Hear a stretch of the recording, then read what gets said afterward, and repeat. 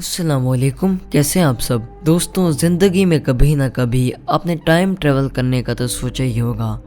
Time travel एक ऐसी चीज़ है जो सिर्फ मूवीज़ में ही रियल लगती है, लेकिन क्या हो अगर हम एक टेलीस्कोप के ज़रिए पास्ट और फ्यूचर देख सकें। दोस्तों, नासा के साइंसदानों ने एक ऐसी टेलीस्कोप इजाद की है जिससे हम पास्ट के एक झलक देख सकते हैं।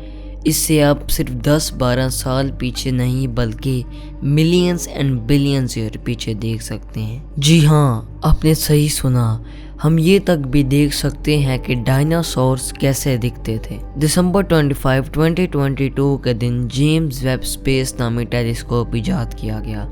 24 कैरेट गोल्ड से बना हुआ ये टेलीस्कोप 13 बिलियंस ईयर्स पहले की एक झलक भी देख सकता है। जी हाँ, यूनिवर्स का स्टार्ट 13.8 बिलियन ईयर्स पहले हुआ था और ये टेलीस्कोप बिग बैंग होने से 0.7 बिलियन ईयर्स बाद देख सकता है। टेलीस्कोप्स पे मिरर बहुत इंपॉर्टेंट होते हैं क्योंकि जितना बड़ा मिरर उन पे लगा होगा उतनी ही लाइट कैप्चर हो पाएगी और फिर उतनी ज़्यादा हाई रेजोल्यूशन की हमें इमेज मिल पाएगी। इसलिए जैसे जैसे ज़्यादा एडवांस टेलीस्कोप बनाए जा रहे हैं, इनमें ज़्यादा बड़े मिरर्स लगाए जा रहे हैं। हबल टेलीस्कोप का जो मिरर था वो इतना बड़ा था, अब देख सकते हैं, और इसके साइड में है अभी का जेम्स वेब स्पेस टेलीस्कोप का mirror. James Webb space telescope का मिरर गोल्ड से इसलिए प्लेटेड होता है क्योंकि गोल्ड बहुत अच्छे तरीके से रेड लाइट को रिफ्लेक्ट करता है, जिसकी मदद से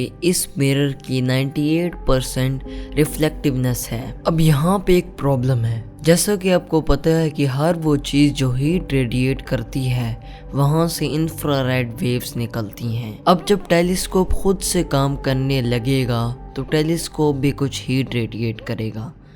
टेलीस्कोप के खुद के अंदर से भी कुछ इंफ्रारेड वेव्स निकलेंगी जो इंटरफेयर करने लग जाएंगी उन गैलेक्सीज से आने वाली इंफ्रारेड वेव से, और फिर हमें हाई क्वालिटी रेजोल्यूशंस की पिक्चर नहीं मिल पाएंगी। इस चीज़ को अवॉइड करने के लिए जेम्स वेब टेलीस्कोप को ऐसे तैयार किया गया है कि ये सिर्फ -223 डिग्री सेल्सियस की ठंड में काम करेगा।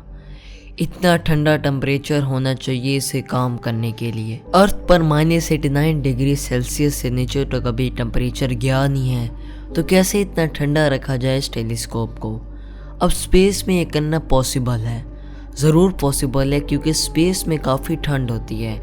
अल्लाह साहब पे सनलाइट पड़ जाए, अगर सनलाइट पड़ जाए स्पेस में यहाँ पर तो एकदम से बहुत ज़्यादा गर्मी हो जाती है जब मून पर होता है, क्योंकि चांद पर कोई एटमॉस्फेयर नहीं होता तो वहाँ पर टेम्परेचर -170 डिग्री सेल्सियस तक गिर सकता है। लेकिन जैसे ही धूप पड़ती है तो टेम्परेचर +120 डिग्रीज तक पहुंच जाता है। अब इस टेलीस्कोप के लिए बहुत ही प्रॉब्लम वाली बात है। जैसे ही सनलाइट आएगी इस टेलीस्कोप पर प्रॉब्लम हो जाएगी, बड़ी जल्दी चीज़ें गर्म होने लग जाएंगी, तो धूप को रोकना होगा। इस प्रॉब्लम को अवॉइड करने के लिए इस जेम्स वेब टेलीस्कोप में एक सन शील्ड लगाई गई है। ये सन शील्ड एक पतंग की शेप में है और एक टेनिस कोर्ट जितनी बड़ी है, ताकि ये पूरा टेलीस्कोप सन से प्रोटेक्टेड रहे। और इसके लिए एक बहुत ही स्पेशल मटेरियल का इस्तेमाल किया गया है, कैप्टॉन। कई मटेरियल्स को टेस्ट आउट किया गया था ये देखने के लिए कि कौन सा मटेरियल यूज़ किया जाए जो सबसे अच्छे तरीके से सन को रोक सके और ठंड रख सके। तो बाद में डिस्कवर किया गया कि ये आर्टिफिशियली बनाया गया मटेरियल है कैप्टॉन। 5 लेयर्स कैप्टॉन की सन शील्ड पर लगी हुई हैं और हर एक लेयर एक इंसान के बाल से भी ज़्यादा पतली है और हर एक लेयर के बीच में वैक्यूम की गैप्स हैं ताकि इसकी इफेक्टनेस ज़्यादा हो सके। इसके अलावा हर लेयर पर एल्युमिनियम की कोटिंग भी है और 2 लेयर जो सन के सबसे पास हैं उनमें डोप्ड सिलिकॉन की कोटिंग भी है। अब इस पूरे स्पेस टेलीस्कोप को अर्थ के पास बगल में नहीं डिप्लॉय किया जा रहा है जैसे हबल स्पेस टेलीस्कोप को किया गया था। हबल अर्थ के अराउंड ऑर्बिट करता रहता है, पास में ही है, लेकिन ये जो डिप्लॉय किया जाएगा ये 1.5 मिलियन किलोमीटर्स दूर डिप्लॉय किया जाएगा अर्थ से, एक ऐसे पॉइंट पे जिसे कहा जाता है L2 पॉइंट। L का मतलब है लग्रांज पॉइंट। ये पॉइंट सूरज से दूसरी तरफ होगा, क्योंकि ऑब्वियसली सूरज से आने वाली गर्मी को और रोशनी को जितना ज़्यादा रोका जा सके उतना ही अच्छा होगा इस टेलीस्कोप के लिए। और इस L2 पॉइंट की ख़ास बात है कि यह अर्थ के साथ साथ ही चलता रहता है, तो सूरज को बिल्कुल हाइड करके रखता है। इसका ऑर्बिट देखो कैसा है, अर्थ की शैडो हमेशा सूरज को छुपा के रखेगी। ये वैसी बात हो गई कि कभी आप सूरज की डायरेक्शन में आसपास देखते हैं तो धूप की वजह से आपको क्लियरली दिखाई नहीं देता, लेकिन अब आप सन को कवर कर लेते हैं अपने हाथ से तो आपको ज़्यादा अच्छे से दिखता है। सेम चीज़ टेलीस्कोप के साथ भी है। नासा ने कहा है कि इस टेलीस्कोप को बनाने का और लॉन्च करने का पूरा प्रोसीजर इतना कॉम्प्लिकेटेड है कि इन्होंने 300 से भी ज़्यादा टेक्निकल प्रॉब्लम्स आइडेंटिफाई कर ली हैं जो इस टेलीस्कोप में आ सकती हैं। 300 से ज़्यादा सिंगल पॉइंट ऑफ फेलियर्स, अगर इनमें से एक भी गलती हो गई तो पूरा का पूरा प्रोजेक्ट ख़त्म समझो। और इस पूरे प्रोजेक्ट पर $10 बिलियन स्पेंड किए गए हैं, जितना ज़्यादा पैसा है कि नासा को कई और जगहों से रिसर्च प्रोजेक्ट से पैसा हटाना पड़ा और इस प्रोजेक्ट में लगाना पड़ा इसे पॉसिबल बनाने के लिए। और नासा के अलावा यूरोपियन स्पेस एजेंसी और कैनेडियन स्पेस एजेंसी भी इसमें पार्टिसिपेट कर रही हैं। अब इसकी मदद से साइंटिस्ट उम्मीद लगाए बैठे हैं कि वो स्टडी कर पाएंगे कि बिग बैंग होने के बाद स्टार्स और गैलेक्सीज की फॉर्मेशन कैसे हुई थी, क्योंकि जैसे मैंने बताया है इस टेलीस्कोप की मदद से आप 13 बिलियन ईयर्स पास्ट में देख सकते हो। जो हबल स्पेस टेलीस्कोप था वो 1 बिलियन ईयर्स पहले तक देख सकता है। उस टाइम के बाद जब बिग बैंग हुआ था तो 12.8 बिलियन ईयर्स पहले, लेकिन James Webb telescope 0.3 billion years पहले तक देख सकता है बिग बैंग के बाद, जैसा कि आप इस डायग्राम में देख सकते हो, जब पहले स्टार्स के फॉर्मेशन होनी शुरू हुई थी। अब पूछोगे कि ये पास्ट में देखना कैसे पॉसिबल हो सकता है। इसका आंसर बहुत ही सिंपल है। लाइट जो है वो कुछ वक्त लगाती है डिस्टेंस ट्रेवल करने में, और जब तक लाइट पहुंचती है एक जगह से दूसरी जगह काफ़ी टाइम गुजर चुका होता है, स्पेशली जब इतने लंबे डिस्टेंसेस इन्वॉल्व हों। जैसा कि सन से लेकर अर्थ तक जो रोशनी पहुंचती है उसको करीबन 8 मिनट्स का वक्त लगता है। इसका मतलब ये हुआ कि अगर सूरज गायब हो गया अचानक से तो अर्थ पर लोगों को 8 मिनट्स लगेंगे उसको पता लगाने में, देखने में कि यहाँ पर सूरज गायब हो गया।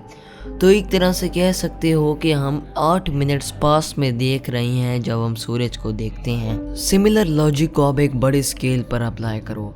जो स्टार्स और गैलेक्सीज हमसे मिलियंस ऑफ लाइट ईयर्स दूर हैं, जब हम उन्हें देखते हैं टेलीस्कोप से या अर्थ पर बैठे हुए तो हमें वो एक्चुअली में मिलियंस ऑफ लाइट ईयर्स पहले के टाइम के दिखाई दे रहे होते हैं। तो यूनिवर्स इतना बड़ा है कि कुछ स्टार्स जो हमसे 13 बिलियन लाइट ईयर्स दूर हैं उनकी रोशनी जब तक यहाँ पर अर्थ पर पहुँचती है 13 बिलियन ईयर्स गुजर चुके होते हैं, और जो हमें एक्चुअली में आज दिख रहा होता है वो 13 बिलियन ईयर्स पुराना होता है।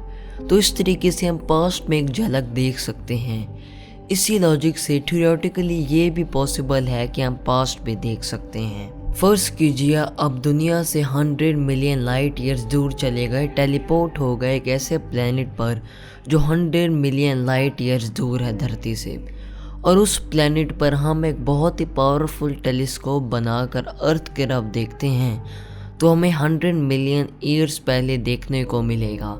हम डायनासोर्स को देख पाएंगे। ऐसे प्रैक्टिकल प्रॉब्लम एक्चुअली में यही करने में आ जाती है कि जब तक हम दूसरे प्लेनेट पर जाकर अर्थ की तरफ वापस देखेंगे तो दूसरे प्लेनेट तक पहुंचने में ही कई ज़्यादा लंबा वक्त लगेगा वापस देखने में। तो टेलीपोर्ट करके अगर ये पॉसिबल हुआ तो हम अर्थ में हिस्ट्री को भी होते हुए देख सकते हैं और एक्चुअली में टाइम ट्रेवल कर सकते हैं।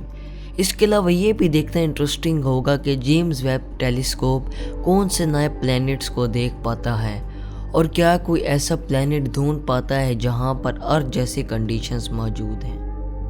खैर ये तो वक्त ही बताएगा। उम्मीद करता हूँ आपको ये वीडियो पसंद आई होगी। इस वीडियो को लाइक करें, सब्सक्राइब करें एंड शेयर ज़रूर कीजिएगा।